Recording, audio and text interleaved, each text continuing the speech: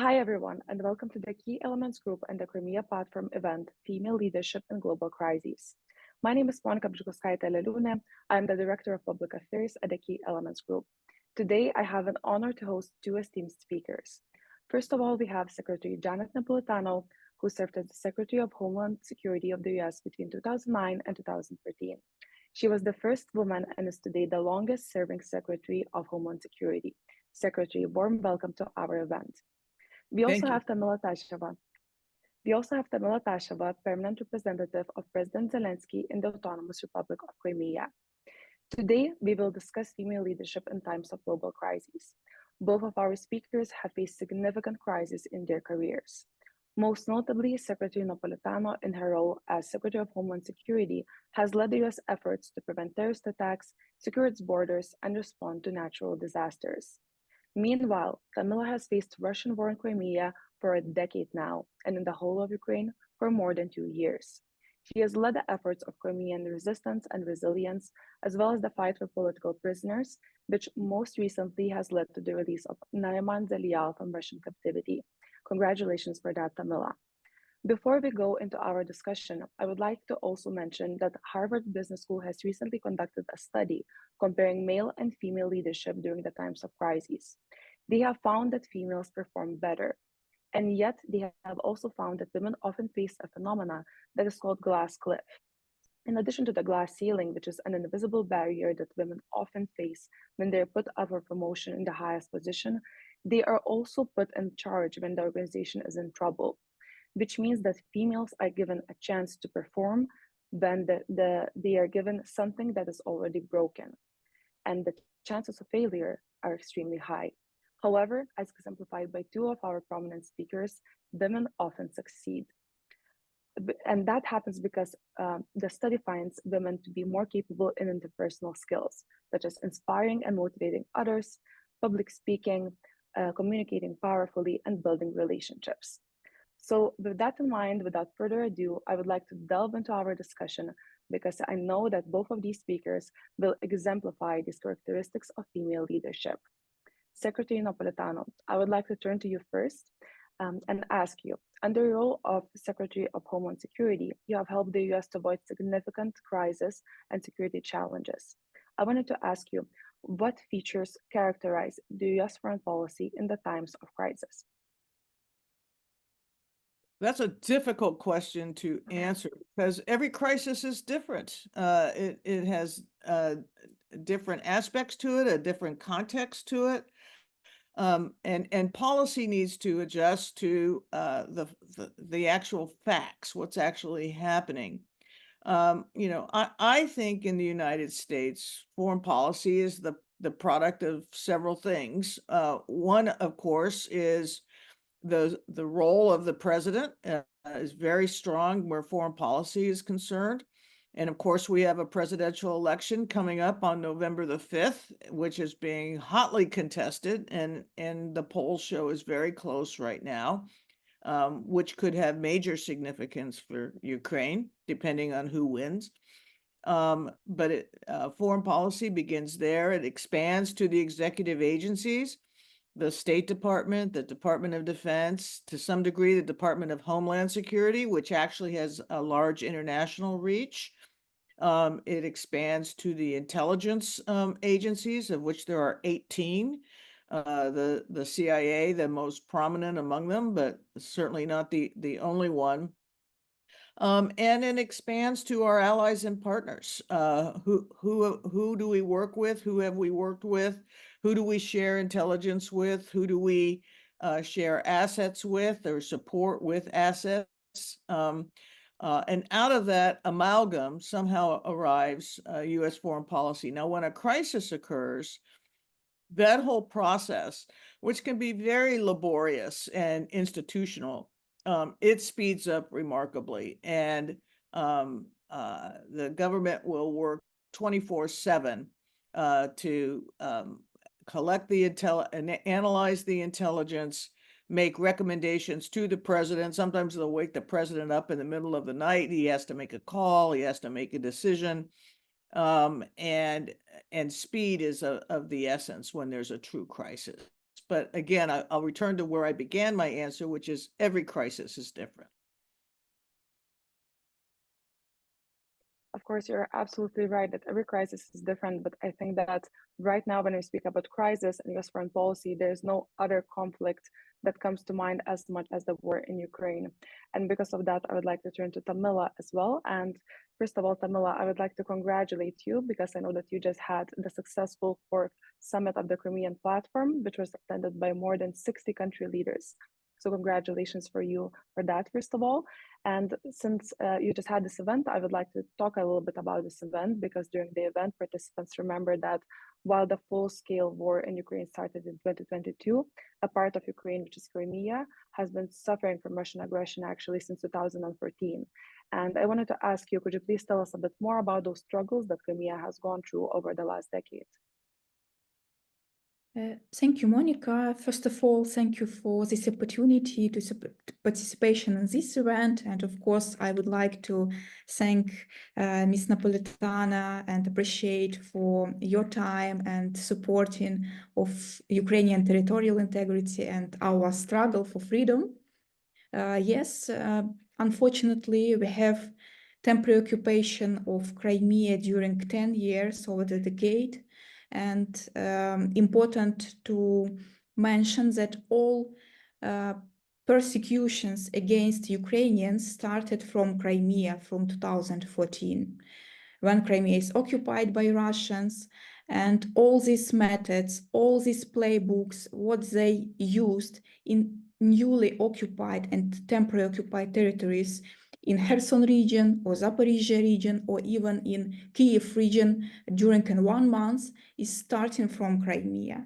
For these appearances, violations of rights to religion, to persecutions of ethnical groups, freedom rights, all it started from Crimea. And of course, most targeted group which we have in Crimea, it's the Crimean Tatars and ethnical Ukrainians. What Russia do, they try to eliminate and try to erase Crimean Tatar and Ukrainian identity. They try, we say it's new colonization of territory of Crimea. First colonization started at 18th centuries. Second colonization started actually after 2014. And unfortunately, we must say that it's a lot of human rights abuses we recorded during more than 10 years. A lot of independent human rights and international organizations say about it. In different human rights resolutions, in UN resolutions, in Council Europe resolutions, and in different and other documents, we see how Russia systematically oppressed and persecute civilians in Crimea. Of course, I must say also about a situation with the militarization. Because after starting of occupation of Crimea and militarization of Peninsula, Russia used Crimea as a springboard for offensive operation against Ukraine after 2022, after full-scale invasion. And of course, that is why for us very important, if we need to stop all these human rights violations in Crimea, if we need to protect indigenous peoples in Crimea, including Crimean Tatars, Karaites, and Krimchaks, we need to deoccupy territories of Crimea. Now we have a lot of political prisoners in Crimea. And we understand that only one possibility to protect these political prisoners and to release all these political prisoners, it's the occupation of Crimea. That is a very important message, Tamila. Thank you so much for highlighting it. And I think that another thing that you often highlight is the resilience and resistance of Crimean people. So I wanted to ask you if you could tell us a bit more about the resistance and the resilience, as well as another very interesting aspect, which is the unique challenge that women face while suffering in wartime. If you could expand on that, I think that our audience would really benefit from these type of messages. Thank you, absolutely. Actually, our institution, we work a lot with the situation in Crimea. Of course, we monitor all the situation. And myself, I have a background in human rights. From 2014 up to 2019, I work in the human rights sphere. I leaded human rights organization Crimea USS, and we understand a very good situation in Crimea. And we really impressed how after 10 or 8 years of occupation, when full-scale invasion is started, we see increased people who struggling against occupation and war in Ukraine. We think during these 8 years that Russia erased all this identity, they clean up all these activities, human rights activists or journalists. But after 10 years or 8 years from 2022, we see how this resistance is increased. And what people do, it's really amazing.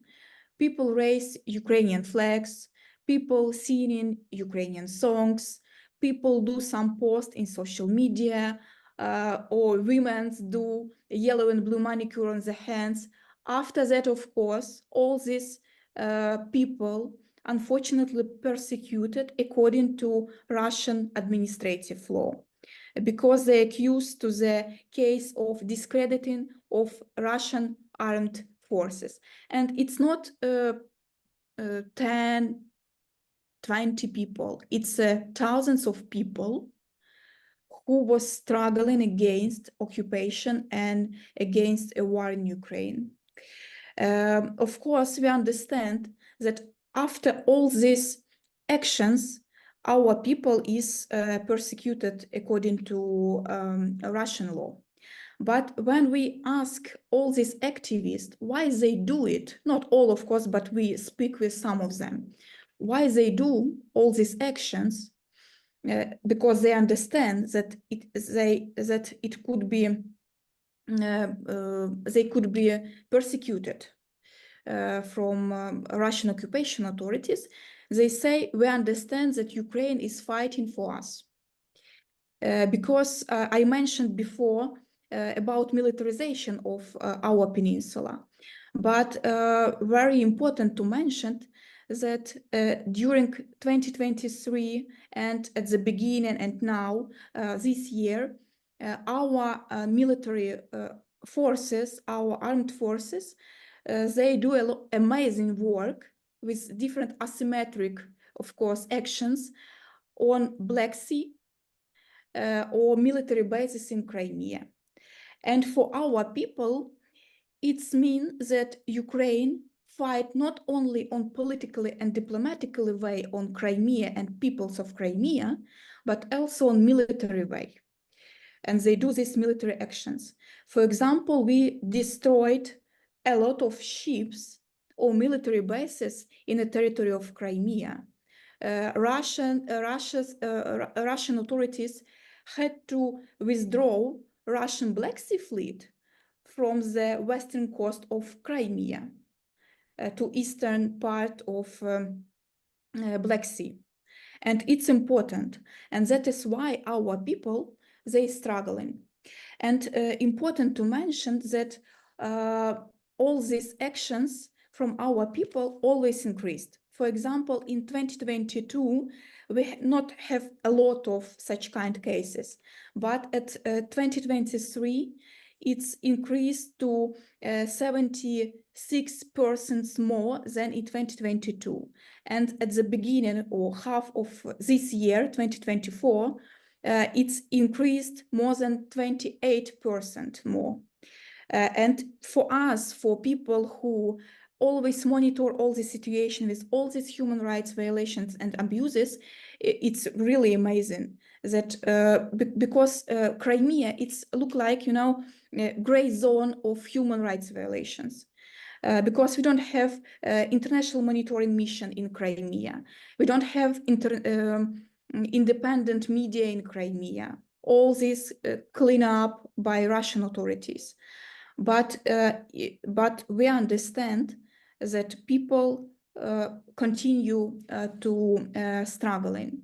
And important to say that 40% of such kind resistant, it's from female activists.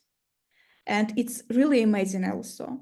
And when we say about resistant in Crimea, we always say that resistant in Crimea have a women face. Because it's, for example, human rights lawyers like Lila Gimici, or it's a human rights journalist or civil journalist like Lutfiya Zudieva and Mumina Saliyeva. It's these activists, which I mentioned, of course, it's daughters of political prisoners who are waiting of their or husbands or fathers or brothers. And it's very important to mention this human rights, human dimension of this war, which started 10 years ago. You know, this struggling of female struggling and resistant described my good friend. I mentioned she's name. It's Lutfiya Zudieva. She is human rights journalist. And in February this year, at the beginning of this year, she wrote an article to Newsweek, to American journal, with the title, "I go to bed fully dressed, expected armed men at dawn." Because she wear hijab, she a Muslim, Sunni Muslim, but she's a journalist and very active and human rights defender. And it's very good described Russian occupation authorities, what they do with all these journalists and female activists in Crimea, because they do this with Lutfiya in February, immediately when she published this article in a Newsweek. Hopefully, of course, now she released, she at home in Crimea, she fighting for freedom of she's nation, Crimean Tatars. But of course, it's not only one story. It's dozens of such kind stories. And it's amazing that even after 10 years of occupation, our people was struggling and support Ukrainian territorial integrity. Thank you so much, Tamila. I think that's very important example that you have just given us, and it's a very beautiful image that you have exemplified, that resistance has a female face. I think that's something that not a lot of times people think about, but after this event, hopefully they will think about this more and go and read this article that you mentioned, because of course, having perspectives from Crimea is very valuable, not only for the media community, but for everybody. So hopefully that our audience will be going and reading this article later. So Secretary, I wanted to turn to you as well. And, you know, Tamila talked so much about resistance and resilience and how important for Crimea and Ukraine as a whole this resilience is. And another aspect that is very important for Ukraine is the support from international partners. So I wanted to ask you, in your opinion, why is it so important for the US to continue supporting Ukraine now and in the future? Oh, I think that the support of Ukraine is actually essential for the United States. It's essential because Ukraine was a sovereign country. It was invaded without provocation by Russia. I think it's important because Putin we cannot trust that if he succeeds in Ukraine, he will not expand his vision to recreate the old Russian Empire, if I can use that phrase, and expand even further across Europe. I think it's important to the United States because it's an expression of our values. You know, our values are democracy, freedom, people being able to choose their own destiny, not having it imposed upon them by an autocrat. And so, to me, the support of Ukraine is an essential part of the United States' place in the world, but also it's an important expression of who we are as a nation. It distresses me that there has arisen in the United States after the invasion in 22 a political stream resisting assistance to Ukraine out of the notion that the United States has no direct interest in Ukraine. I couldn't disagree more strongly. President Biden couldn't disagree more strongly. The majority, overwhelming majority of the American people disagree most strongly. But that is, again, one of the issues that is being contested in our presidential election this fall. Yes, that is indeed the case, and we will delve a bit further into that later on in the discussion. But Tamila, I would actually want to ask you the same question, but from Ukrainian perspective, because Secretary explained why the US should support Ukraine. But I wanted to ask you why for Ukraine and for Crimea especially, it's so important to have the US and international support, and how does it help? Maybe I started from also Crimea platform. Why? Because we establish Crimea platform as the initiative of the occupation of Crimea and reintegration policies to Crimea because we need support for Ukraine and territorial integrity of Ukraine. And from very beginning, United States have a strong position about territorial integrity, about Crimea, of course, as a part of Ukraine. From very beginning, United States support Crimea platform and involved in all these activities from inaugural summit of Crimea platform. Of course, in 2017,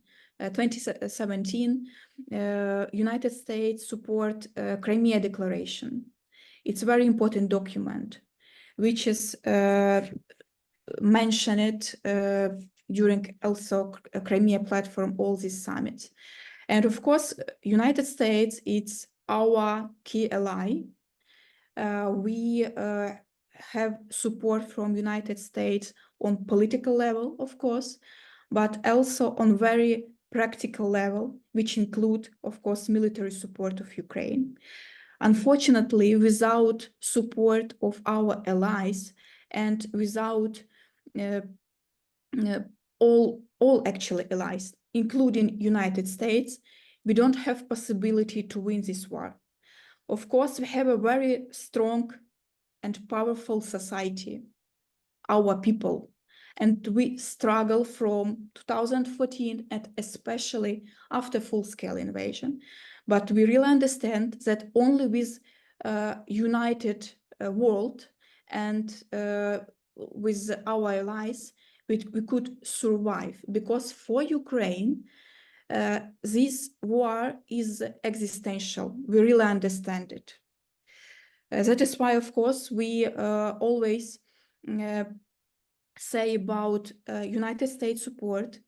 We say about peace formula, which is suggested by President Zelensky, and actually peace formula in every point of this formula include Crimea issue, from territorial integrity point about territorial integrity up to, for example, environmental issues, releasing of hostages.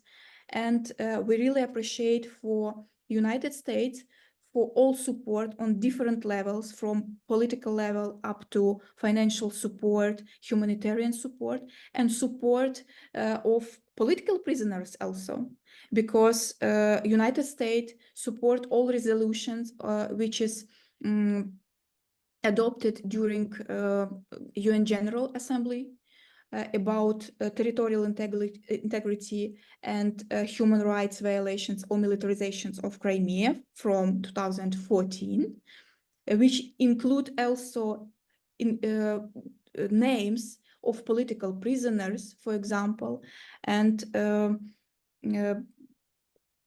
all politicians, United States politicians, always support our political prisoners. And you mentioned at the beginning name of my close friend Nariman Jilal. He's released before Crimea Platform Summit in June.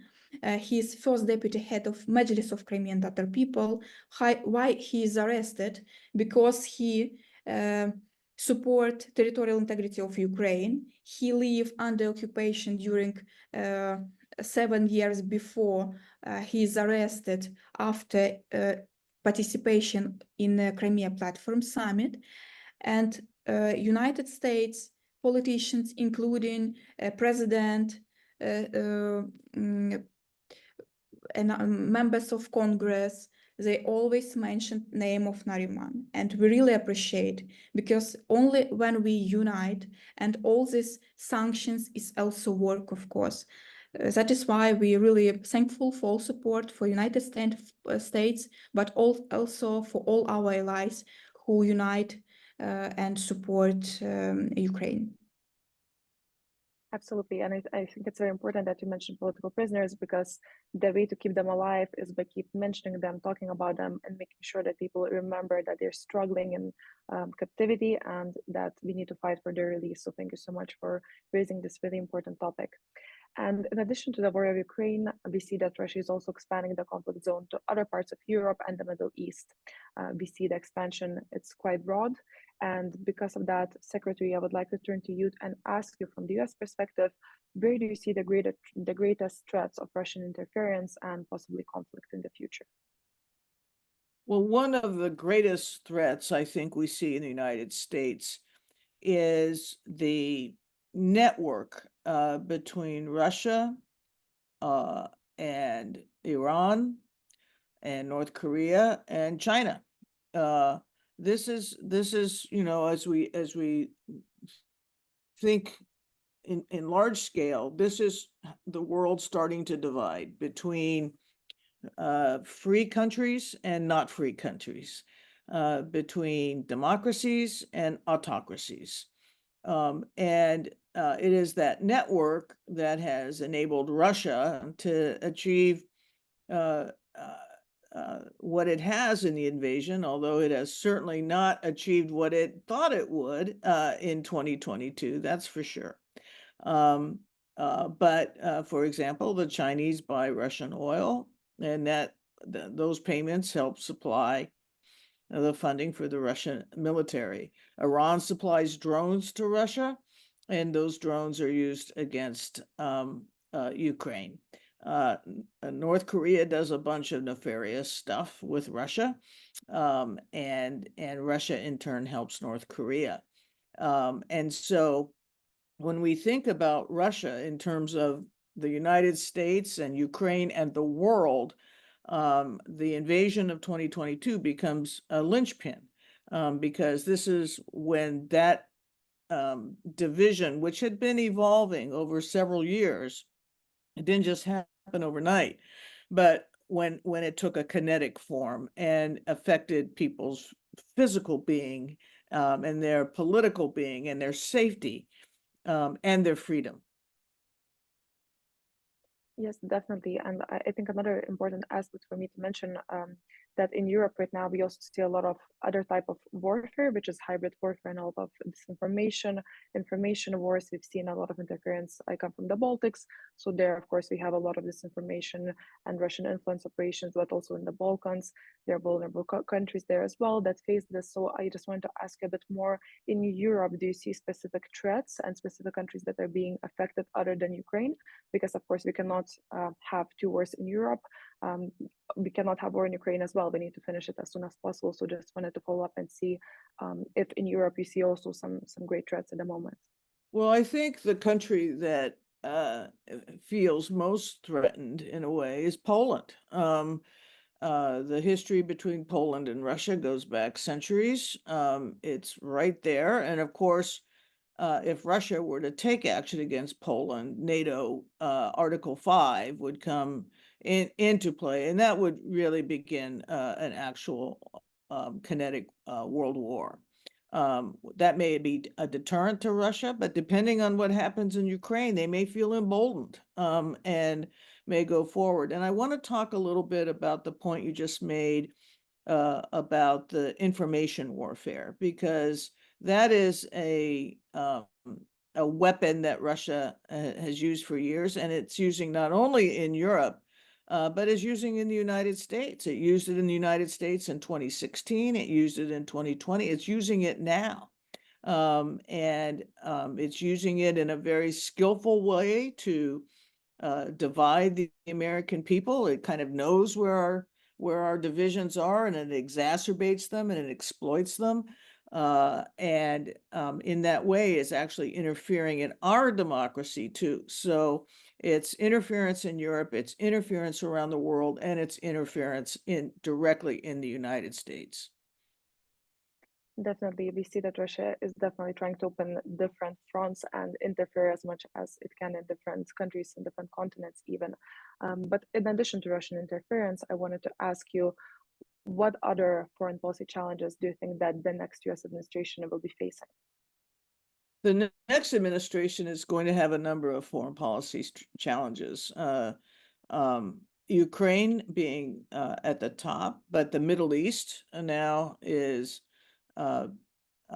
really on the brink of a regional war. I just read something that that the United States understand that Iran is planning to use ballistic missiles against Israel, which would escalate the war that began with the Hamas attack on Israel last October 7, has now expanded into Lebanon, and now if Iran actually does deploy ballistic missiles to Israel, then we have a regional conflict that will affect the whole world, but the United States will be involved in some form or fashion. So Ukraine, the Middle East, and then China. China is a global power. It's an economic power, an economic competitor of the United States. But it also has been investing heavily in its military apparatus. It's been growing its military, building lots of ships and so forth. And that raises the specter of China taking action against Taiwan. And the United States, even though it has a one China policy and a theory of what they call strategic ambiguity, has been pretty clear that any attack by China against Taiwan would be responded to by the United States. And again, all three of these that I've mentioned, Ukraine, the Middle East, China, Taiwan, have the potential of opening up yet another world war. This is something that the United States is very interested in not having and in deterring and preventing.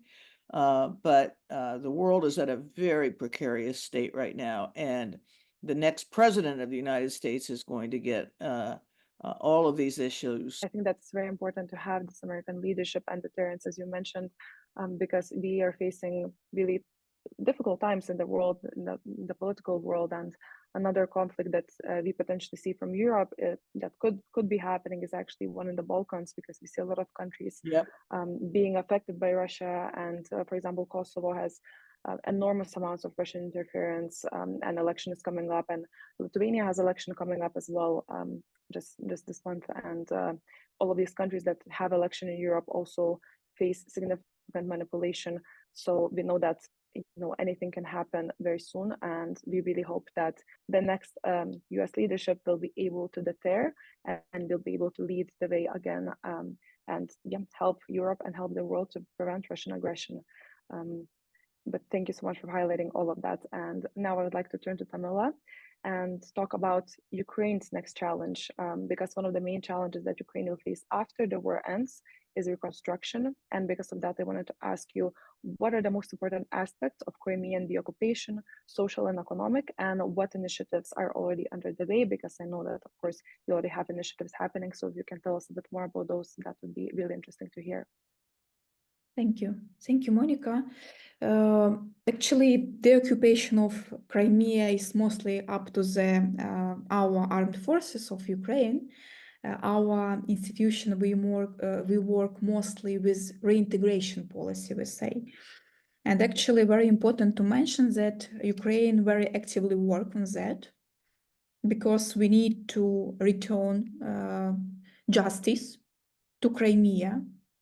We need to return freedom to Crimea, because now Crimea, I mentioned it, it's a gray zone without any freedoms, any rights for our civilians. That is why we work on the reintegration policies. It's like a direct task from our parliament, president, our government, and we work on the different tracks of our work. One of them is, of course, economical aspects, and now we prepared strategy of economical restoration of Crimea, even before the occupation of this territory, because we understand that at one day we deoccupy territory of Crimea, and we must be ready for all these processes. And it's very important to send a clear message for our people who are struggling and who live under occupation, that you have a future with Ukraine, with European Union, and we hope that as a part of NATO. And it's very important for people who live in Crimea, but of course, it's also very important to say for our allies that even if this process of deoccupation very difficult, yes, we understand it, and difficult these reintegration policies, reintegration of Crimea and return control to Crimea, but even if it's very, very difficult tasks, Ukraine is working on these policies. That is why we work on the, for example, issue of how to restore Ukrainian state agencies in Crimea. We understand that we need to understand how it look like after the occupation of Ukrainian state institutions. At the first stage, it's military administration on the transitional period of time. But of course, after democracy election processes, we restore all democracy processes in Crimea.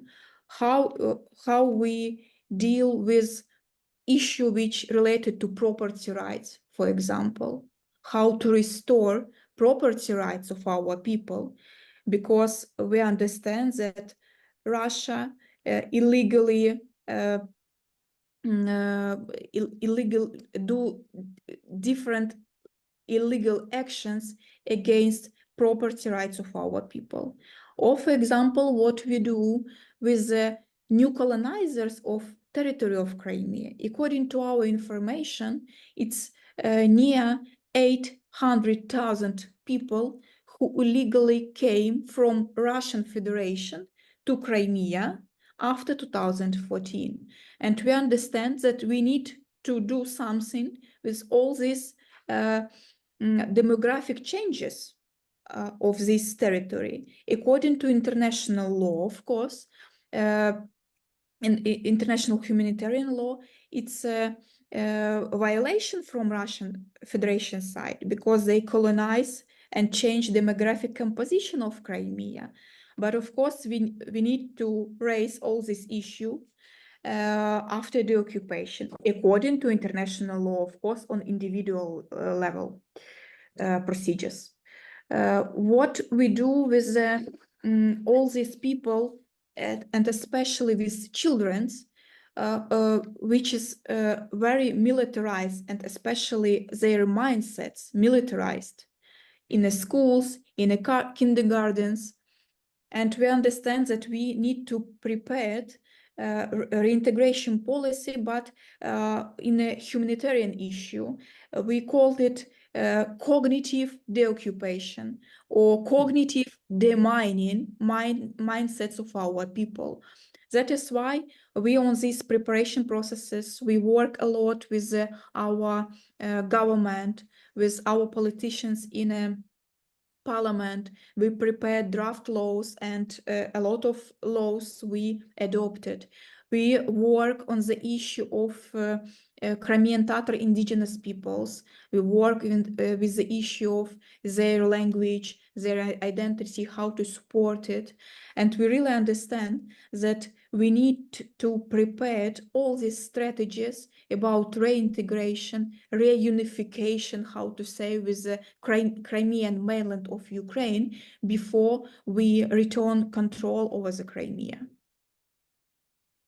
Absolutely, that's a very important aspect, and I think that everybody is really much looking forward for this reintegration and the occupation, and I am sure that this day will come sooner rather than later. So thank you so much, Tamila, for highlighting all of these important topics. I think that our audience has learned a lot of new information today, and a very important information that hopefully they will continue following the news about and continue engaging with news about Crimea. So since we're coming to the end of our event, I would like to go to the final question now, and I would like to come back to our main topic, which is female leadership. We already saw that both of you have shown incredible levels of female leadership and showed all of these characteristics that I was talking about at the beginning of the event. So I think that we can see this from real life, not even the study. So because of that, Secretary Napolitano, since you were the first female Secretary of Homeland Security, I would like to turn to you for this last question and ask you, so what is the importance of female leadership in the times of global conflicts and crises?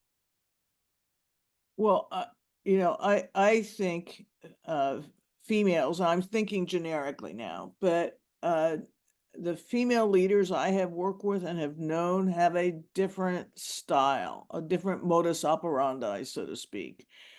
They tend to have a higher degree of empathy, but they also tend to be problem solvers.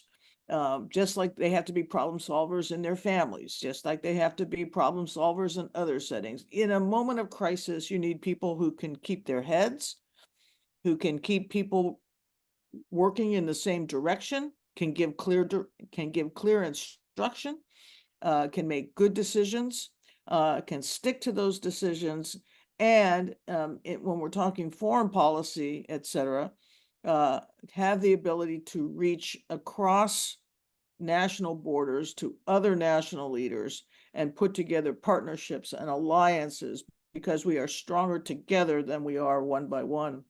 And I think women generically bring those kinds of characteristics to leadership positions. Thank you so much, Secretary, for your insights. Thank you so much, Tamila.